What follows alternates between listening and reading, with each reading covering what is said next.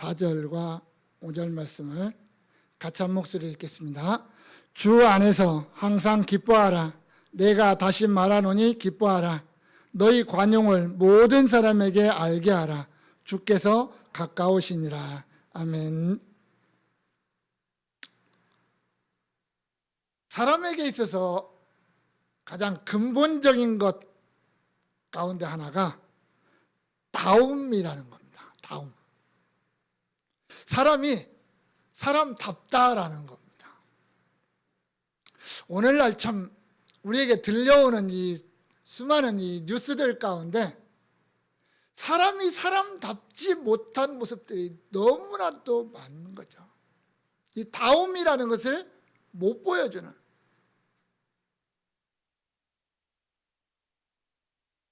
정치가가 정치가다워야 되고 예술가가 예술가다워야 되고 그런 거잖아요. 사람이 사람답다. 한때 우리 그런 말 자주 사용했었죠. 사람이면 다 사람이냐? 사람이 사람다워야 사람이다 라는 말을 우리가 했었던 겁니다. 사람이 사람답다라는 거 참 중요한데, 그러면 과연 사람다운 게 뭐냐라고 묻는다면 참 또 대답하기 쉽지 않은 것이 사실이기도 합니다. 이걸 좀 좁혀서 우리 예수쟁이들한테 한번 적용해 봅시다. 정말 그리스도인다운가? 나는 예수쟁이라고 말하는데 나는 예수쟁이다운가? 라는 거예요. 교회 다닌다고 해서 성경 조금 안다고, 뭐 내가 찬송가 조금 부른다고, 내가 뭐 기도 좀 한다고, 내가 교회에서 봉사 좀 한다고 과연 내가 그리스도인답다라고 자신 있게 이야기할 수 있을까? 라는 거죠. 입술로 그냥 하나님 이야기하고 예수 이야기하고 한다고 해서 나는 정말 예수쟁이답게 살아가고 있는가? 라고 묻는다면 우리의 대답은 과연 뭐라고 할 거냐는 거예요. 물론 이런 것들이 내가 예수쟁이다운 모습을 드러내는 하나의 모습들이면 분명합니다. 교회 안 다니는 사람한테 그리스도인이라고 말하기는 뭐하잖아요. 예배도 안 드리고 찬양도 안 하고 기도도 안 하고 봉사도 안 하고 아무것도 안 하는 사람한테 너 예수 믿는 사람이라고 말하기는 조금 거시기 하잖아요. 세상 사람들이 다 웃을 거 아닙니까? 그런 사람한테 그렇게 얘기합니다. 결국 우리는 예배해야 되고 찬양해야 되고 기도해야 되고 말씀 봐야 되고 또 우리의 삶 속에서 예수 드러내야 되는 그런 삶을 통해서 내가 그리스도인이라고 하는 그리스도인다움을 나타내는 겁니다. 우리는. 그런데 그것만으로 우리 안에서 우리끼리만 그것만으로 끝낼 수 있을까라는 질문이 우리에게 또 던져지게 되는 거죠. 나를 만나는 사람이 나를 보면서 나를 경험하면서 아, 정말 예수 믿는 사람은 이렇구나. 이 사람은 정말 예수 믿는 사람이구나 라고 인정할 수 있는 무언가가 나에게서 드러나야 되지 않겠습니까? 이게 필요하다는 거예요. 우리가 표징이라는 단어를 가끔 사용을 합니다. 징표라는 단어로 쓰기도 하지만 사전적인 의미는 어떤 것과 다름을 드러내는 어떤 뚜렷한 점, 그런 거예요. 한마디로 얘기하면 내가 예수 그리스도인다움이라고 하는 표징을 가지고 있다는 것은 세상 사람들은 가지지 못하는 나만의 뭔가 특별한 점이 있다는 겁니다. 내 평소의 삶 속에서, 평소의 모습 속에서 다른 사람과 나를 완전하게 구별할 수 있는, 저 사람을 보면 뭔가 다른 그 점이 있다, 이렇게 생각할 수 있는 뭐가 있다라는 거죠. 이게 그리스도인의 표징 아니겠습니까? 내가 세상 속에서 세상 사람들과 살아가지만 똑같은 모습으로 똑같이 살아가지만 뭔가 다른 모습이 있더라는 거죠. 나에게. 그것이 우리에게 있어야 된다는 거예요. 오늘 사도 바울이 빌립보 교회에 그걸 두 가지를 이야기를 합니다. 물론 많이 있을 겁니다. 그런데 그 중에 우리가 정말 세상 속에서 예수쟁이답게 뭔가 다른 모습을 드러낼 수 있는 두 가지가 있더라는 거죠. 그리스도인의 표징입니다. 첫 번째가 뭐냐면 4절입니다. 주 안에서 항상 기뻐하라. 내가 다시 말하노니 기뻐하라 라는 거였어요. 바울이 빌립보서에서 이 기쁨을 강조를 하고 있는데 또 한 번 강조를 합니다. 2장 18절에서도 기뻐하라고 했고요. 3장 1절에서도 기뻐하라는 말을 했는데 여기서 또다시 바울은 우리를 향해서 기뻐하라 라고 말합니다. 성도의 기쁨, 이게 우리 안에 있어야 된다는 거예요. 내가 예수를 믿는 사람인데 나의 삶 속에서 기쁨이 없다면 좀 문제가 있다는 겁니다. 한마디로 얘기하면. 너희가 정말 예수를 믿는 사람이요 그리스도인이라는 것을 자부한다면 기쁨이 넘치는 삶의 모습을 나타내라 라고 말하는 겁니다. 그게 우리라는 거예요. 우리가 좀 얼굴을 좀 피고 살아야 될 이유가 있습니다. 주일날 교회에 예배하러 오면서도 얼굴 온갖 인상 찡그리고 올 이유는 없잖아요, 우리가. 그래도 정말 하나님 앞에서 가서 예배한다는 이 기쁨이 우리 안에 얼굴로 드러나야 될 거 아닙니까? 한마디로 얘기하면. 그래서 내가 교회 가는 모습을 보고 주변에 있는 세상 사람들이 저 사람 예배하러 가는구만 라고 할 수 있을 만큼, 저 사람은 다른 때는 몰라도 정말 교회 갈 때만큼은 저렇게 얼굴이 환하다라고 인정할 만큼 우리의 모습 속에서 기쁨의 모습이 있어야 되지 않겠습니까? 내가 예수 믿는 사람이니까. 그런데 바울이 기쁨에 대해서 이야기하면서 두 가지의 모습을 이야기합니다. 일명 우리가 어떻게 기뻐할 거냐?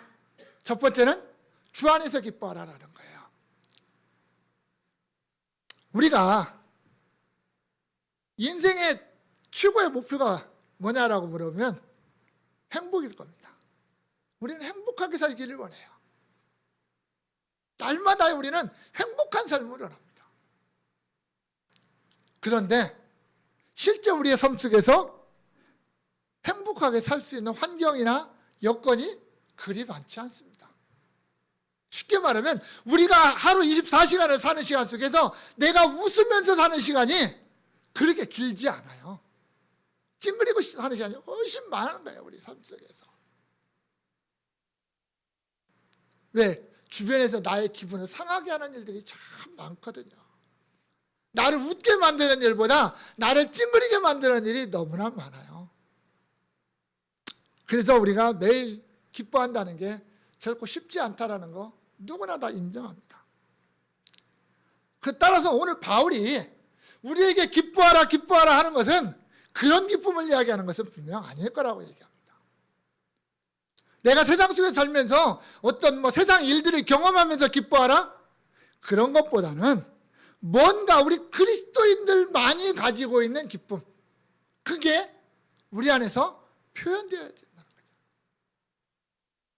정말 기뻐할 수 없는 상황 속에서도 내 안에 있는 그 무엇 때문에 기뻐하는 모습이 있어야 된다는 거죠.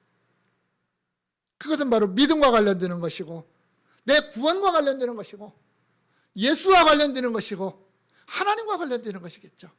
교회와 관련되는 것이겠죠. 여기에 관련된 기쁨이 내 안에 있는 겁니다. 왜? 이건 세상 사람들은 없거든요. 세상 사람들은 그게 없잖아요, 안에. 믿음이 없고 구원이 없고 예수가 없고 하나님이 없잖아요, 그들에게는. 근데 우리에게는 있잖아요, 그게. 그것 때문에 기뻐하자는 겁니다, 사실은. 주 안에서 기뻐하라는 것은 그거예요. 주님께 소망을 가지고 기뻐해라. 주님 안에 내 구원을 완성을 위해서 장차 오실 예수 그리스도를 만날 그 기쁨, 그 주님과 함께 영원히 살아갈 그 기쁨, 그것은 안 가진 사람은, 그것을 믿지 못하는 사람은 이해할 수 없는 거거든요. 그 기쁨이 뭔지도 모르잖아요. 그런데 우리는 알잖아요. 내가 정말 예수를 믿는다면, 내가 천국을 믿는다면, 소망한다면, 예수님의 재림을 기다리고 있다면 나는 그 기쁨이 뭔지를 알잖아요. 그런데 알면서도 그 기쁨이 드러나지를 않는다라는 게 우리의 문제잖아요. 그 믿음 없으면 우리가 기뻐하는 게 뭐에 대한 기쁨이겠습니까? 세상에서 먹고 마시고 즐기는 거에 대한 기쁨밖에 더 있겠습니까? 예수 안 믿는 사람들도 누리는 기쁨, 그걸 우리가 기쁨으로 누린다고 내가 그리스도인다움을 드러내는 것은 아니잖아요. 그건 아니잖아요. 우리가 매일매일의 삶에서 모든 순간 항상 웃으며 살아간다는 것은 불가능한 일일 것입니다. 그런데 그 어떠한 환경 속에서도 내가 근본적인 안으로 들어가서 내가 누군가, 내가 정말 그리스도인이라고 하는, 내가 예수의 사람이라고 하는 이것을 먼저 생각한다면 우리는 그 가운데서도 기쁨의 요소를 찾아낼 수가 있고 그 기쁨을 누릴 수가 있고 표현할 수가 있다라는 거죠. 나를 위해서 자신의 전부를 내어주신 주님을 바라볼 때 우리는 기뻐할 수가 있지 않습니까? 오늘도 나와 함께 하시고 내 발걸음에 늘 동참하시는 주님을 우리가 의식할 때, 정말 나의 목자 되신 그 하나님이 나를 부족함 없이 채우시고 인도하신다는 것을 우리가 믿는다면 우리는 기뻐할 수 있잖아요. 내가 지금 비록 힘들고 어려운 길을 걸어요. 자갈밭길을 걸어요. 가시밭길을 걸어요. 그런데도 불구하고 나 혼자 걸어가는 것이 아니라 우리 주님이 함께 걸어가시고 주의 성령이 나에게 그것을 걸어갈 수 있는 힘을 주고 계신다는 것을 우리가 믿으면 기뻐할 수 있잖아요. 세상 사람들이 볼 때는 비록 실패자 같고 패배자 같을지라도 내가 다시 오실 그 주님 앞에 설 때 영원한 승리자로, 영원한 영광의 승리자로 설 수 있다는 것을 우리가 믿고 소망하면 지금 내 앞에 있는 이 길조차도 우리 주님이 내게 주신 길이고 그것이 하나님의 은혜로 갈 수 있는 길이라는 것을 기억하면서 우리는 오히려 기뻐하고 감사할 수 있지 않겠습니까? 이 기쁨이 우리 안에 있어야 된다는 거예요. 이렇게 기뻐하자라는 거죠. 그것 때문에 기뻐하자라는 거예요. 또 하나의 기쁨의 모습은 뭐냐면 항상입니다. 항상. 모든 시간, 모든 순간이라는 뜻입니다. 한순간도 예의가 없는 전 시간의 전부. 이게 항상이라는 뜻입니다. 이게 사실은 어렵습니다. 우리가 주 안에서 기뻐하는 것, 예수님 생각하면서 기뻐하는 것 할 수 있다고 생각하겠지만 이 항상이라고 하는 이 단어가 우리를 힘들게 합니다. 성도가 모든 순간, 모든 시간에 기뻐해라. 이게 과연 가능하겠냐는 거예요. 성경은 우리에게 근데 그렇게 기뻐하라고 얘기해요. 데살로니가전서 5장 16절 이하에서 그러잖아요. 항상 기뻐하라. 그래서 그때 가서 뭐라 그래요? 이는 그리스도 예수 안에서 너희를 향한 하나님의 뜻이니라. 우리가 항상 모든 순간에 기뻐하는 것이 하나님의 뜻이라는 거예요. 하나님이 우리를 왜 구원하셨느냐? 왜 우리를 자기 백성으로 삼으셨느냐? 우리에게 기뻐하는 삶을 살아가도록 하기 위해서. 우리 주님도 그러잖아요. 내가 너희에게 주는 이 기쁨은 세상이 빼앗아갈 수 없는, 감당할 수 없는 그런 기쁨이잖아요. 바울은 말로만 그렇게 하지 않았습니다. 진짜 기뻐하는 삶이 뭔가를 다시 보여주기도 했어요. 빌립보에서 매 맞고 옥에 갇혔으면서도 밤중에 그는 기뻐하면서 찬양하면서 하나님 앞에 예배했습니다. 기뻐했습니다. 그 안에서. 오늘 빌립보서 1장에 보면 바울이 옥에 갇혔다는 소식 때문에 바울을 질투하고 시기하는 사람들이 바울에게 괴로움을 더할 줄로 생각하고 복음을 전했습니다. 바울에게 괴로움을 더해주게 하려고. 그런데 바울은 뭐라고 그래요? 그래도 나는 기뻐한다. 왜? 이리 하든 저리 하든 그리스도가 전파되는 것 때문에 나는 기뻐한다. 바울이 그렇게 말하잖아요. 바울이요, 기쁨의 삶이 쉽지 않다는 거 압니다.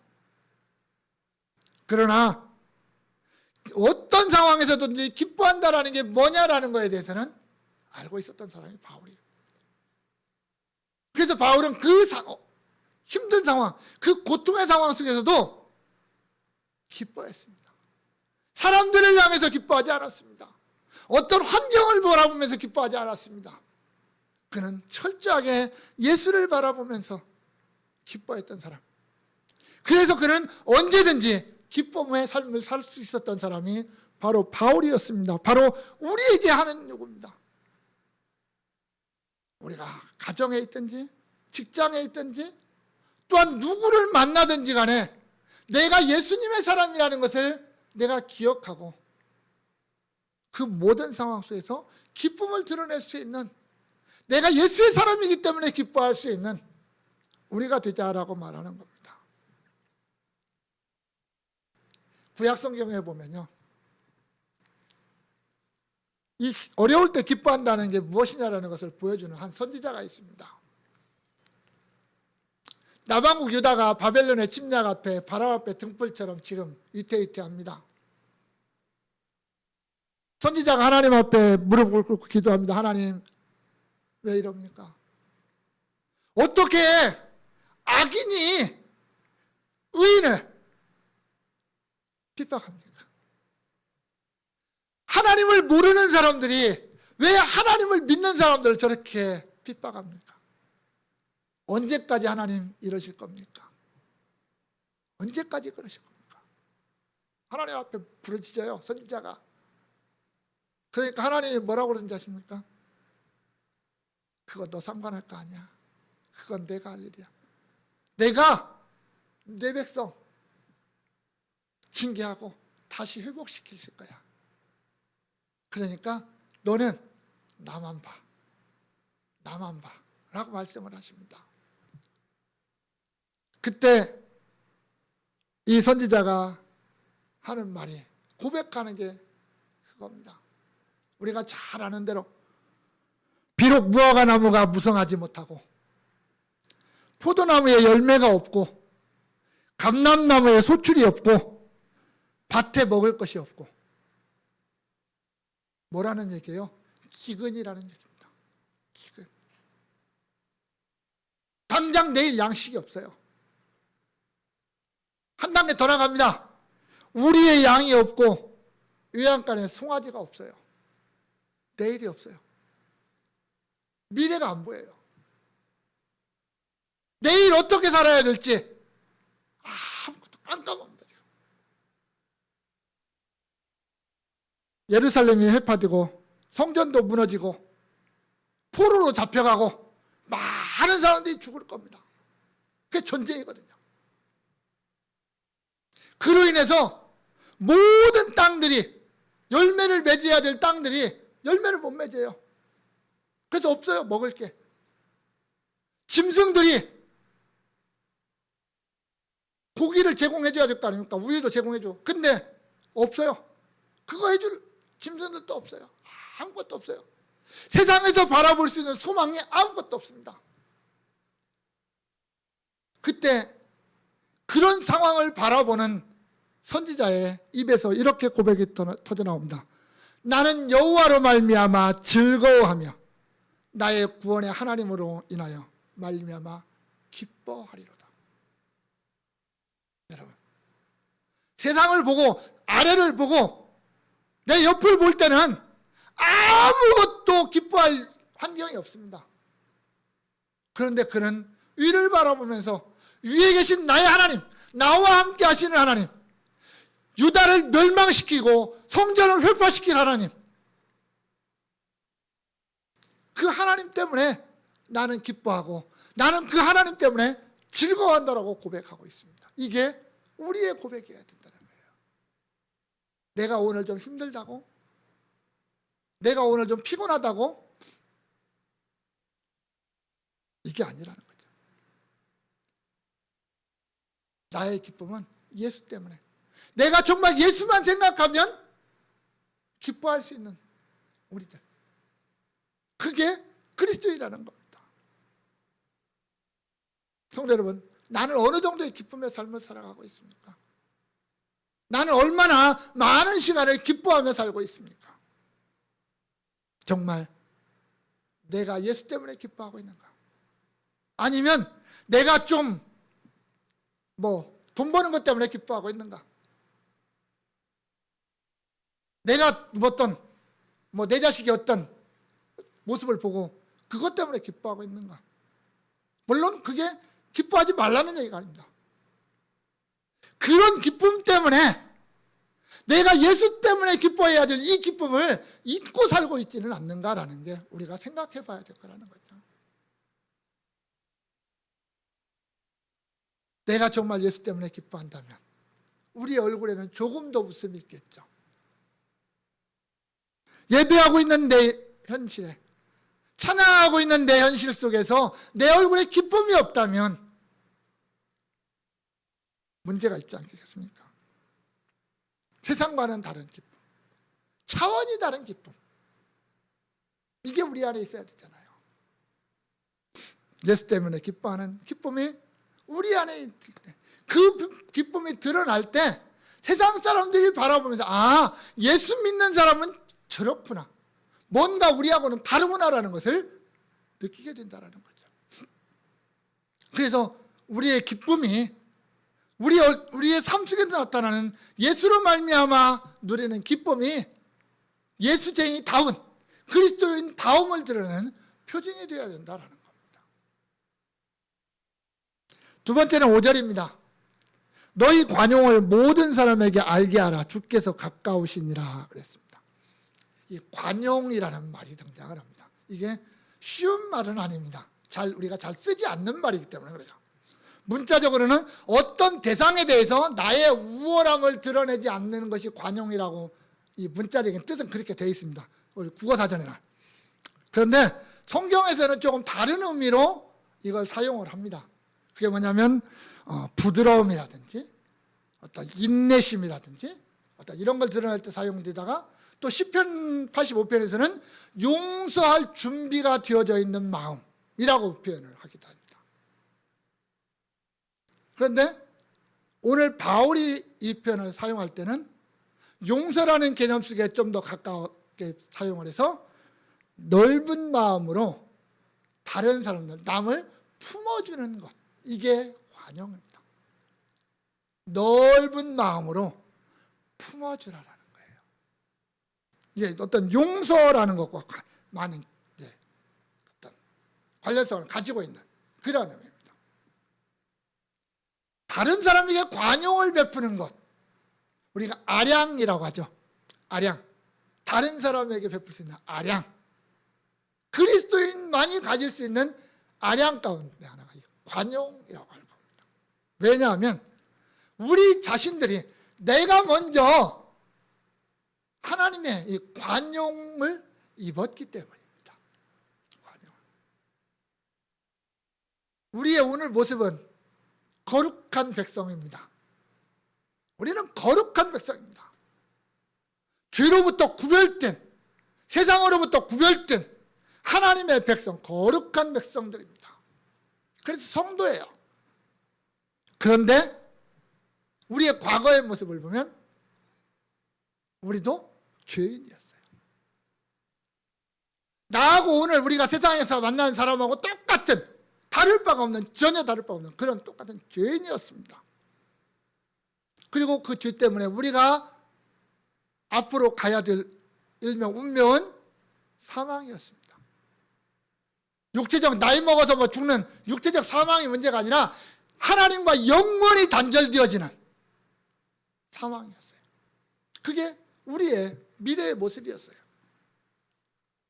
그런데 그런 우리를 죄로 말미암아 더러울 대로 더러워져서 이제는 더러움조차 느끼지 못하고 있는 우리를 우리 하나님이 품으셨습니다.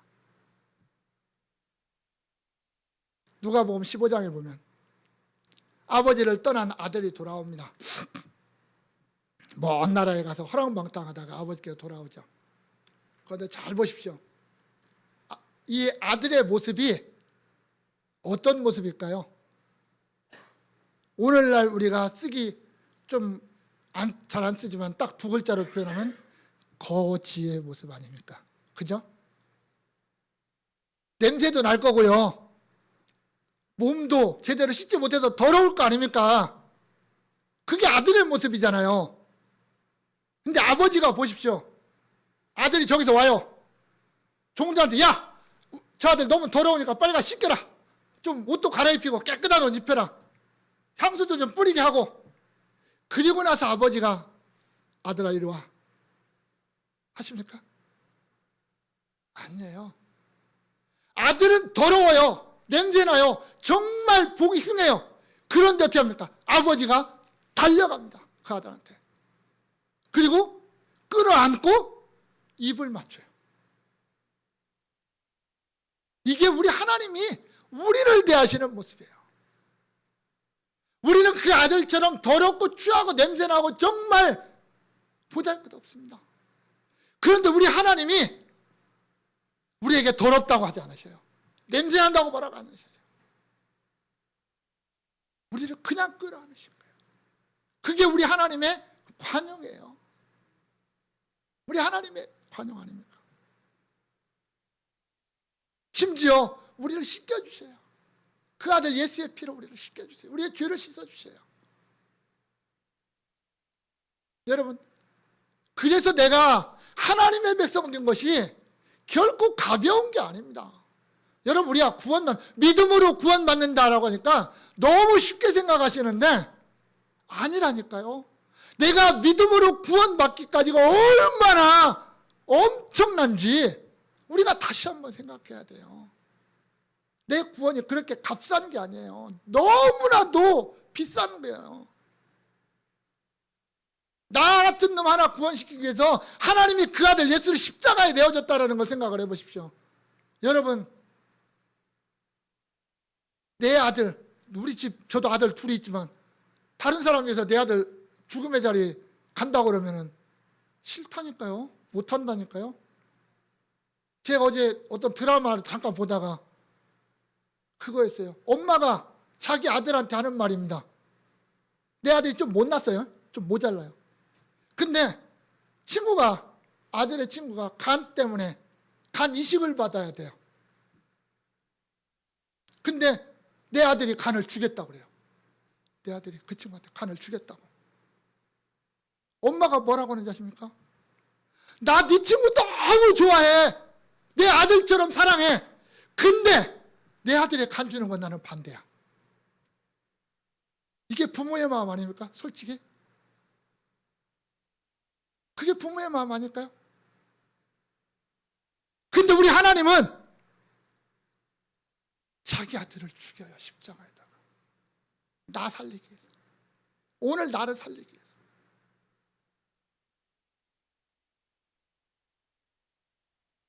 그렇게 우리를 품으셨어요. 우리가 깨끗해서 품으신 거 아니잖아요. 우리가 뭐 향기가 있어서 우리가 뭔가 아름다운 모습이 있어서 품은 게 아니에요. 우리는 더럽고 추한데 우리 하나님이 그렇게 우리를 품으셨어요. 그리고 이제는 우리가 때로 넘어지고 때로 실수해도 그것까지도 간과해 버리세요. 그것까지도 간과해 버려요. 내 안에 있는 예수 때문에. 내 안에 있는 예수 때문에. 이게 우리의 모습이란 말이에요. 그게 지금 나의 현실이에요. 내가 오늘 이 자리에 설 수 있었던 것, 내가 지금 여기서 하나님 앞에 예배할 수 있는 것이 그 하나님의 품으심 때문에 그래요. 우리가 한 주간 살면서 하나님 앞에 떳떳하게 살아오셨습니까?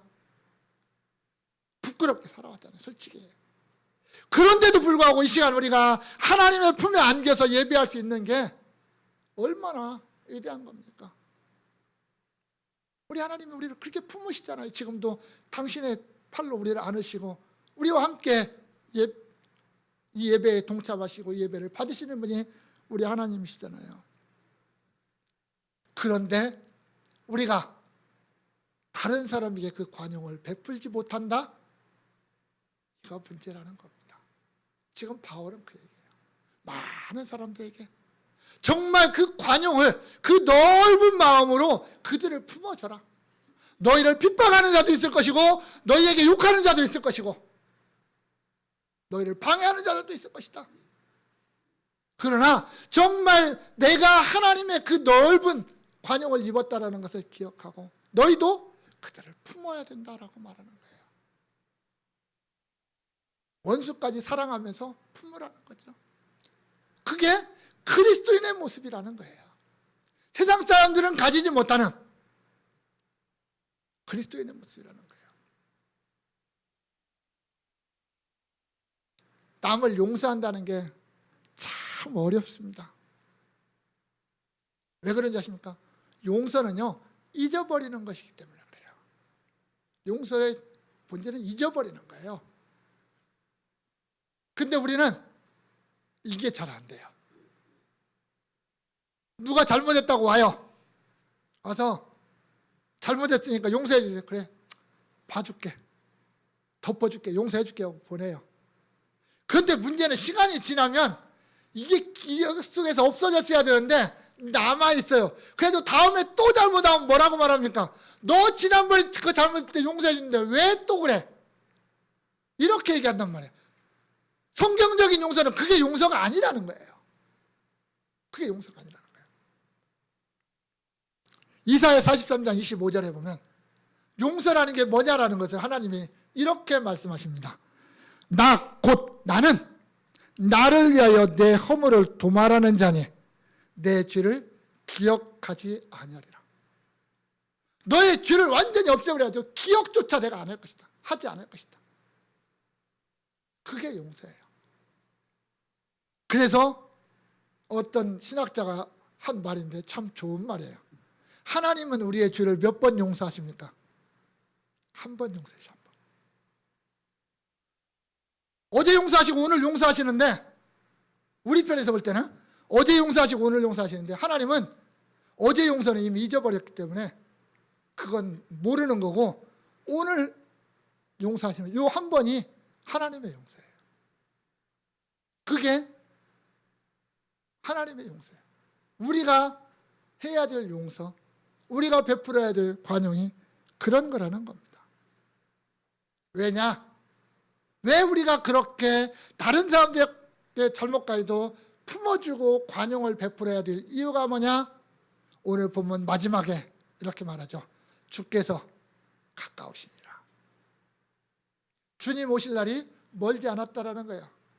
네가 용서해봤자, 관용을 베풀어봤자 그 기간이 멀지 않다라는 거예요. 많지 않다라는 거예요. 기회가 무제한이 아니라는 거예요.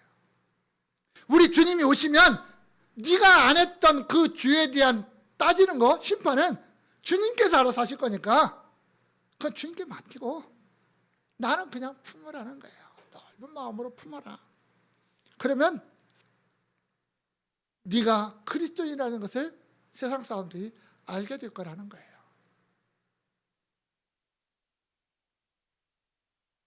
우리가 이런 용서를, 이런 마음을 드러내야 되지 않겠습니까? 세상 사람들을 향해서. 그리스도 안에서 우리끼리의 문제도 있을 겁니다. 그러나 더 넓게 모든 사람을 대해서 관용하라고 하는 넓은 마음을 드러내라는 거예요. 예수쟁이들이 좀 쫌생이가 되지 말고 좀 넓은 마음으로 그들을 품을 줄 아는 사람. 이게 우리에게 있어야 되지 않겠습니까? 그럴 때 사람들이 보고 야, 역시 예수 믿는 사람은 다르구나. 정말 예수 믿는 사람은 다르구나. 라고 말하지 않겠습니까? 우리가 많은 사람들에게 넓은 마음을 드러내고 이런 아량을 베풀어 줄 때 내가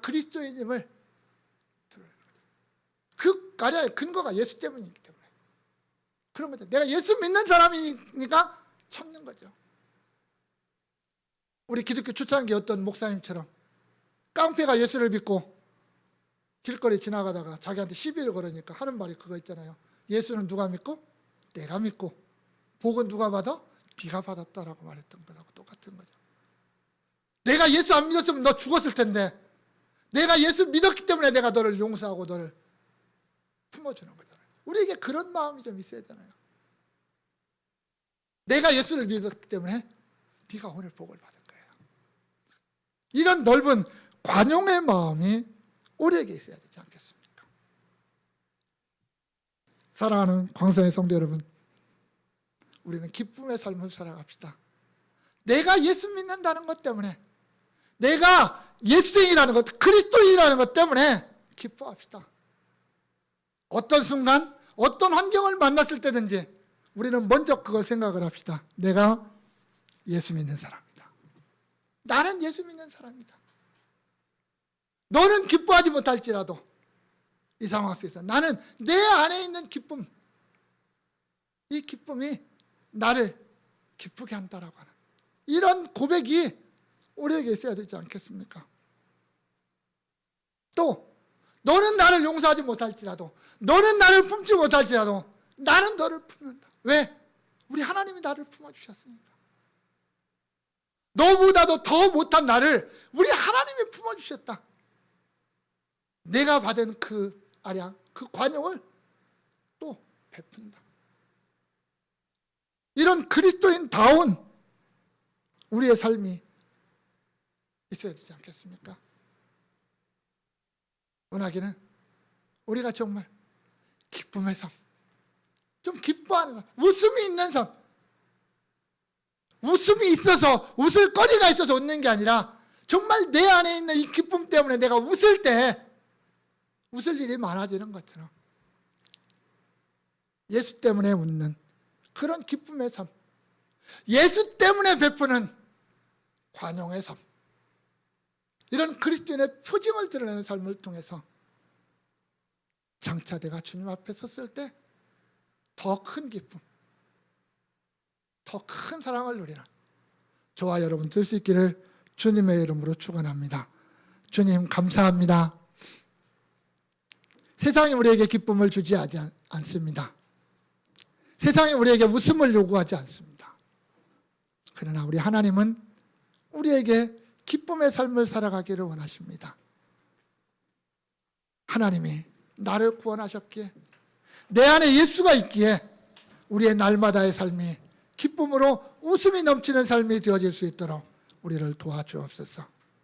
또한 우리가 모든 사람을 향하여 넓은 마음을 가지고 그들을 품고 사랑으로 덮어줄 수 있는 정말 그리스도인다운 그리스도인들이 될 수 있도록 우리에게 은혜 위에 은혜를 더하여 주옵소서. 예수님의 이름으로 기도합니다. 아멘. 내게 허락하신 시련을 통해 나의 믿음 더욱 강하게 자라나고 험한 산과 골짜기 지나는 동안 주께 더 가까이 나를 이끄시네. 내가 겪는 시험이 어렵고 힘겨워도 내 주님보다 크지 않네. 내 앞에 바다가 갈라치지 않으면 주가 나로 바다 위 걷게 하리. 나는 믿네. 주의 능력으로 내 삶 새롭게 되리. 나는 믿네. 주의 능력으로 담대히 나가리라. 주와 함께 싸워 승리하리라. 날마다 믿음으로 나 살아가리. 나는 믿네, 나는 믿네. 주의 능력으로 내 삶 새롭게 되리. 나는 믿네. 주의 능력으로 담대히 나가리라. 주와 함께 싸워 승리하리라. 날마다 믿음으로 나 살아가리.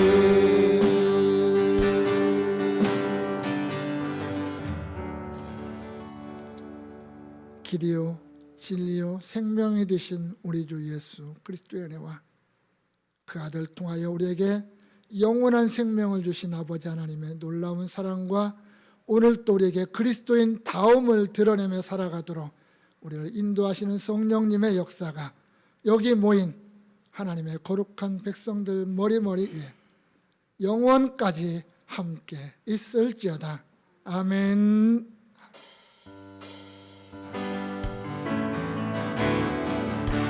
참된 평안과 위로 내게 주신 주 예수, 오직 예수뿐이